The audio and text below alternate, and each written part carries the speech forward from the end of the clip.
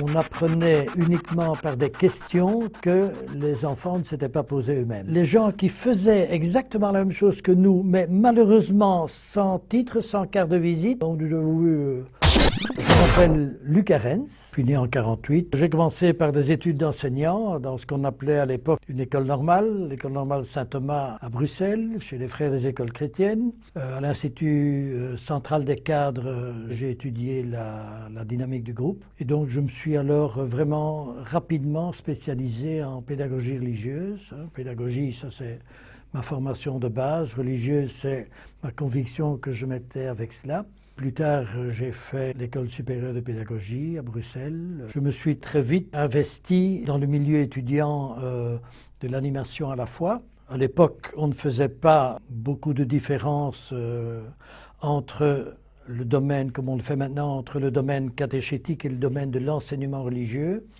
Tout le monde était supposé, par erreur évidemment, mais tout le monde était supposé être croyant, pratiquant, engagé. Tant pis pour ceux qui ne l'étaient pas. Enfin bon, c'était l'époque, je parle ici des années 60. J'ai travaillé 5 ans en Afrique. Après quelques années, j'étais à Bruxelles. Le responsable, qui était Monseigneur Van Scorbroek, m'a demandé, début des années 80, de reprendre le service de la catéchèse de la ville de Bruxelles. Évidemment avec une équipe très intéressante. C'était une équipe pluridisciplinaire. Moi comme pédagogue, on a eu de la part de l'évêque du lieu à l'époque, Monseigneur Paul Lano, on a eu vraiment carte blanche. Et donc pendant 20 ans, de 81 à peu près à 2001, date de mon infart, j'ai été responsable.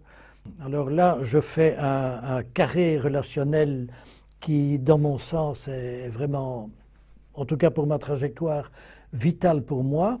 Travail sur le terrain dans nos propres paroisses, animation d'un vicariat, une partie du diocèse de Malines-Bruxelles, ça fait quand même 110 paroisses à l'époque à Bruxelles, côté francophone.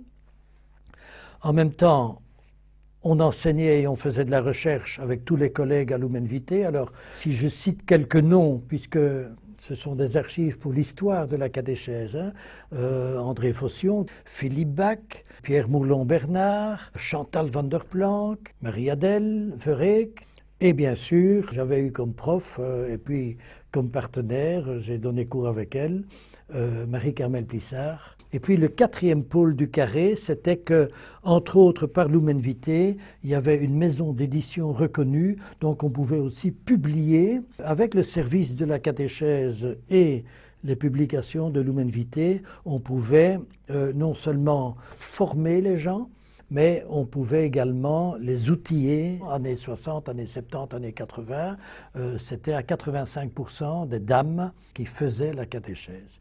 Dans une pédagogie relativement scolaire, il devait, pour la nouvelle séance, ouvrir à la page 17 parce qu'on allait étudier, par exemple, l'Esprit Saint.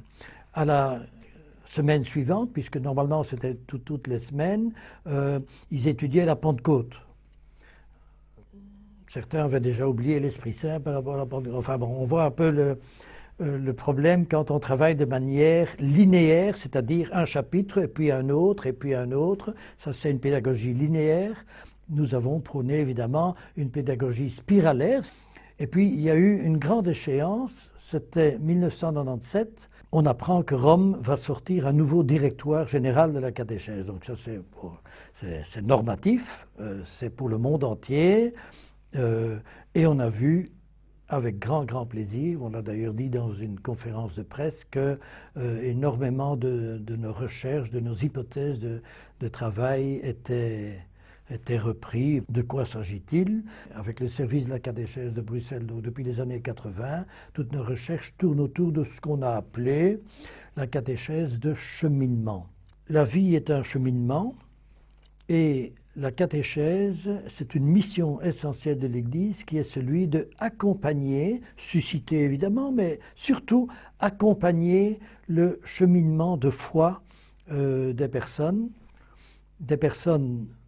individuellement, mais aussi des personnes de manière communautaire. Ce cheminement est basé sur la théologie de Luc au chapitre 24, Emmaüs. Un accompagnement là où les gens sont maintenant. La catéchèse est aussi pour les adultes. Donc, quand on avait le système maman catéchiste, c'était pour les enfants. Pour la première communion et, en Belgique, profession de foi, confirmation. Une fois que ça c'est fini, la catéchèse est finie, pensait-on.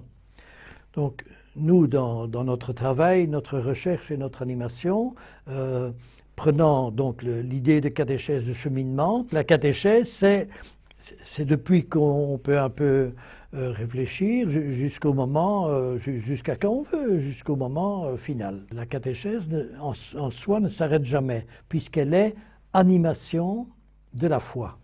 La catéchèse ne concerne pas que les enfants ou les adolescents ou les adultes de manière tranchée par âge, les tranches d'âge, mais concerne toute la communauté chrétienne. La catéchèse non seulement pour toute la communauté, mais même, on va plus loin, catéchèse par la communauté. C'est de la pastorale de terrain autant que de la recherche biblique et théologique que vient l'idée de on doit assurer l'accompagnement de la foi, qui est une mission essentielle de l'Église, autrement, pour les gens tels qu'ils sont. Comme le Christ à Emmaüs, qui est capable de tourner le dos à Jérusalem, c'est-à-dire à sa mort et à sa résurrection, parce qu'il y a quelque chose de plus important pour lui que lui, c'est l'homme dans son chemin où il est pour l'instant. C'est tout le travail du pédagogue, évidemment, c'est ça qui, on sent bien que ça m'anime. Hein. Cet accompagnement d'Emmaüs, là où les gens sont à ce moment-là dans leur vie, tout ça c'est du très concret, du très précis.